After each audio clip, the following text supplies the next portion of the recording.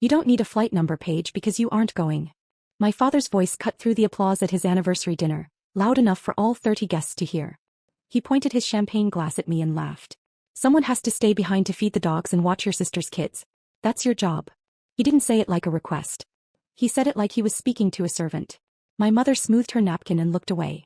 My sister Brittany just smirked.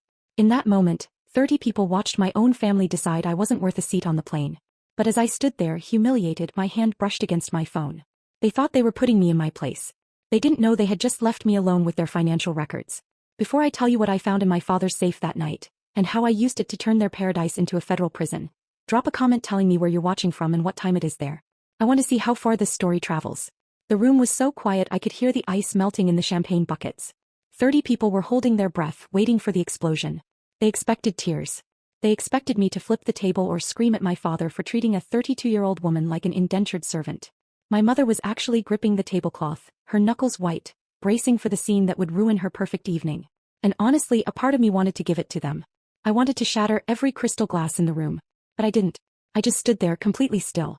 My sister Brittany broke the silence. She walked over to me, her heels clicking on the hardwood floor, and thrust a 3-inch thick binder into my chest. Here, she said, her voice dripping with fake sweetness. It's the itinerary for the dogs and the kids. The twins need their humidifier set to exactly 68 degrees. And the dogs only eat the organic lamb mix, warmed up for 15 seconds. Don't mess it up. I looked at the binder. I looked at my father, who was watching me with a smug, expectant grin. He wanted me to fight. He wanted me to beg. Because if I fought, he could call me dramatic. If I begged, he could call me weak. He wanted the satisfaction of denying me. So I did the one thing none of them expected. I smiled.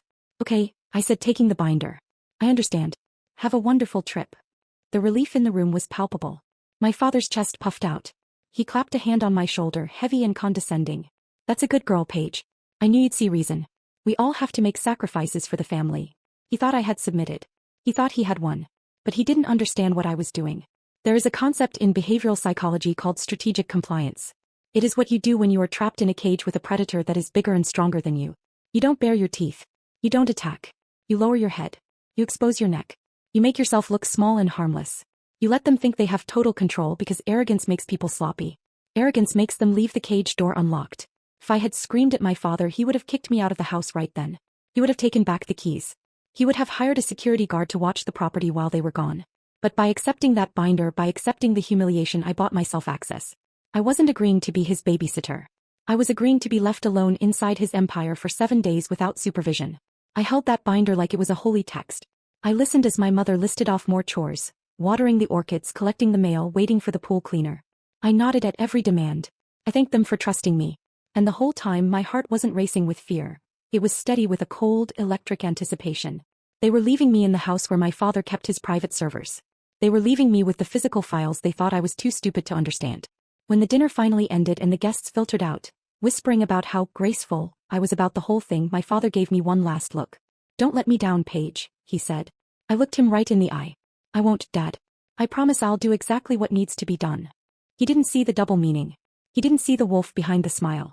He just saw his free help falling in line. He went to bed thinking he was the king of the world. He had no idea that he had just handed the executioner the axe. Most people in Greenwich looked at me and saw a failure. They saw a 32-year-old woman living in her parents' guest cottage, driving a 10-year-old sedan, and seemingly doing nothing with her life. My mother told her friends I was finding myself. My sister Brittany told her friends I was basically the help. But the truth was buried in an encrypted server in the basement. I wasn't just the family babysitter. For the last 5 years, I have been the shadow CFO of my father's construction empire.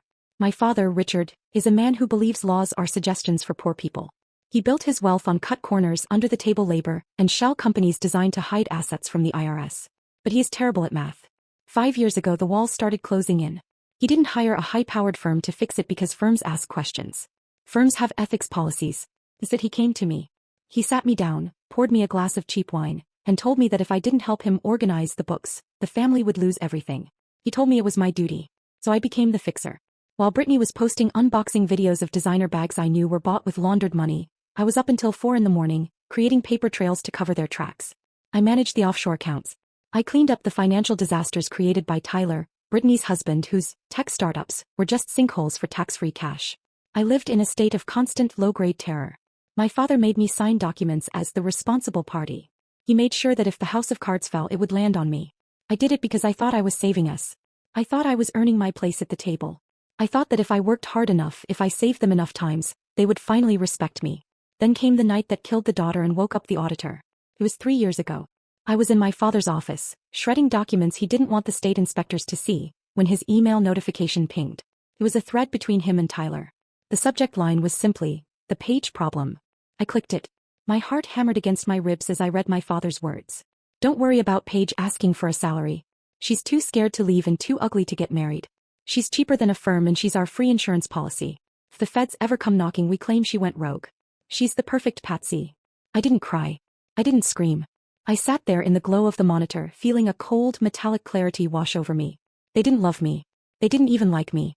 I was just a human shield they were fattening up for the slaughter. That was the night the audit began. I didn't quit. I didn't confront them. I went back to work. But I stopped fixing their mistakes. I started documenting them. For 3 years I have been copying every ledger, every incriminating email, every bank transfer. I built a digital archive of their crimes. I smiled at family dinners. I babysat their children. I let them treat me like a doormat because a doormat is the one thing in the house that sees everyone's dirty shoes. They thought I was dependent on them. They didn't realize that I was the only thing standing between them and a federal indictment. And tonight, with the house empty and the flight to paradise departing, I wasn't just going to stand aside. I was going to open the door and let the consequences in. The morning of the departure was a masterclass in chaos. While the sun was still struggling to rise over the manicured lawns of Greenwich, my sister Brittany was screaming about a vintage Hermes scarf. She was tearing apart the guest room, throwing silk and cashmere onto the floor like a tornado in a boutique. Tyler, her husband, was sitting on the edge of the bed wearing sunglasses inside, nursing a hangover that smelled like top-shelf bourbon and bad decisions. "Paige!" Brittany shrieked. "Where is it? I cannot go to Hawaii without the blue one. It matches my bikini."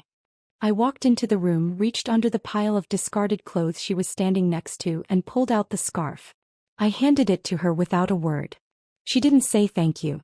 She just snatched it and shoved it into her Louis Vuitton carry-on. "Finally," she huffed. "Try to be more organized next time." I went downstairs. The foyer was piled high with luggage. Enough for a year, not a week. My mother was shouting instructions at the private driver about how to handle her hat box. The air smelled of expensive perfume and stress. "Paige, into the study. Now." My father's voice came from the hallway. I followed him into his sanctuary, the heavy oak door clicking shut behind us to drown out the noise of the family. He walked behind his massive desk, opened the top drawer and pulled out a stack of envelopes. They weren't love letters. They were IRS notices. Thick, heavy, and unopened. He tossed them onto the mahogany surface. They slid across and stopped right in front of me. "These came last week," he said, adjusting his cufflinks. "They're flagging some discrepancies in the payroll accounts for Tyler's startup. I need you to make them go away while we're gone." I looked at the envelopes. I knew exactly what was in them. I knew because I had warned him 6 months ago that moving cash between the shell companies would trigger a flag. He hadn't listened then.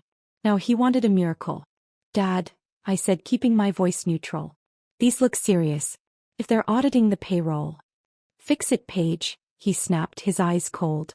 "And remember whose signature is on those returns as the preparer. It's yours. If this ship goes down, you're the captain. I'm just the investor.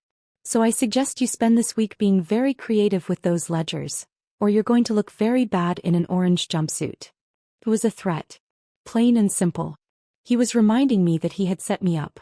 He had made me the fall guy years ago, ensuring that if the feds ever came, his hands would be clean and mine would be in cuffs. He reached into his pocket and pulled out a small brass key. The key to the filing cabinet. The one place in the house I was usually forbidden to touch without supervision. "Here," he said. "All the hard copies are in there. Sort it out." He walked past me out of the room. I picked up the key. It felt heavy like a weapon. By 8 o'clock the limo was loaded. My mother was checking her makeup in the compact mirror. Brittany was already posting a selfie captioned, "Paradise Bound." "Oh, one last thing," my father said, turning back from the open limo door. He held out his hand. "Give me your house key." I froze. "Pie key. You're staying here all week," he said with a dismissive wave. "You don't need to come and go. And frankly, with all the stress you've been under, I don't want you losing it. We can't have security risks while we're away. It was a power move. He wanted to lock me in. He wanted to make sure I knew that even when he was 3,000 miles away, he controlled my access to the world. I reached into my pocket and handed him my key. "Good girl," he said. He got into the limo. The door slammed shut with a heavy, final thud. I stood on the driveway and watched the long black car snake down the driveway and disappear through the iron gates. They were laughing. They were drinking champagne. They were heading to paradise, confident that they had left their servant behind to scrub their messes clean. They thought they had trapped me. They didn't realize they had just locked themselves out. I turned around and looked at the empty house. It wasn't a prison anymore. It was a crime scene, and for the first time in 5 years, the detective had the run of the place. I walked inside and locked the door. Then I headed straight for the study. The moment the taillights of the limousine vanished around the bend, the daughter died. The auditor was born. I didn't wave goodbye. I didn't go upstairs to unpack. I turned the lock on the front door, walked straight into my father's study, and inserted the brass key into the filing cabinet. It turned with a satisfying click. My father thought he was leaving me with a punishment. He thought I would spend the next week sweating over payroll discrepancies, trying to save his skin. He forgot the first rule of accounting. The person who cleans the mess knows exactly where the dirt is buried. I sat down at his computer. I didn't need to guess his password. It was Richard 1. Because arrogance is always predictable. I bypassed the decoy files he kept for the state auditors and went straight to the hidden partition. I found it in seconds. The shadow ledger. It was a masterpiece of fraud. 5 years of double booking, ghost employees, and construction materials expensed to projects that didn't exist. And there, right at the top of the recent expenses, was the folder labeled Board Retreat Hawaii. I clicked it open. He had expensed the entire vacation. The first-class flights, the villas, the private chefs as a mandatory business seminar. He was using corporate funds to pay for Brittany's tan. It was tax fraud, plain and simple, and it was the final nail in his coffin. I didn't just read it. Took it all. I plugged in my own encrypted black hard drive. I initiated a mirror copy of the entire system. Every email, every forged invoice, every offshore transfer. The progress bar crawled across the screen, green and steady. While it downloaded, I worked on the physical evidence. I emptied the filing cabinet of the original deeds and the page problem printouts. I packed them into a waterproof banker's bag. When the download timed complete, I pulled the drive. I wiped the keyboard with a microfiber cloth. I wiped the desk surface. I wiped the door handle. I wasn't just leaving, I was erasing myself. I wanted him to come back to a house that felt like a tomb. I walked into the kitchen. The binder of chores, the dog food schedule, the kids' humidifier instructions, sat on the marble island where Brittany had left it. It looked ridiculous now, an artifact from a life I no longer lived. I took the brass key to the filing cabinet and set it on top of the binder. Then I pulled a yellow sticky note from my pocket and stuck it to the leather cover. I wrote 4 words. Consider this my resignation. I grabbed my bag, not the duffel of clothes my mother expected, but a secure case containing 5 years of felonies. I walked out the front door and left it unlocked. Let the security alarm chirp. It wasn't my house to protect anymore. I drove my sedan to JFK, but I didn't head to the economy lot. I pulled up to the curb, handed the keys to a valet, and walked into the terminal. I wasn't flying to Hawaii to beg for scraps. I walked up to the first-class counter for the direct flight to San Francisco. The agent looked at my ticket. Heading out for business or pleasure, Ms. Dixon? I looked at the black bag on my shoulder. It contained enough evidence to put 3 people in federal prison for a decade. Business, I said. Strictly business. 2 days later, I was standing in a room that smelled of expensive perfume and old money. My Aunt Teresa's design studio in San Francisco wasn't just a building. It was a sanctuary of high art and higher tax brackets. She was hosting a private pop-up show to introduce me to her inner circle, not as her niece, but as a financial consultant for the elite. For the first time in my life, I wasn't wearing an apron or a polyester blend. I was wearing a silk structural gown Teresa had designed, holding a glass of vintage champagne and actually breathing. "You look like you belong here," Teresa whispered, squeezing my arm. "No one would ever guess you spent the last decade filing receipts for a construction company." I smiled, feeling the phantom weight of the binder finally lifting off my chest. I felt safe. I felt untouchable. Then the double doors at the front of the gallery burst open with a violence that made the crystal chandeliers tremble. The music stopped. The chatter died. Every head in the room turned. Standing in the doorway were my father and Tyler. They looked like a car crash in a museum. They were still wearing their vacation clothes. Linen shirts stained with sweat, faces peeling with angry red sunburns. But they weren't alone. Flanking them were two massive men in dark tactical gear, the kind of private security you hire when you want to hurt someone without leaving a police report. My father burst into the gallery with guards blocking the exits, screaming for them to grab me.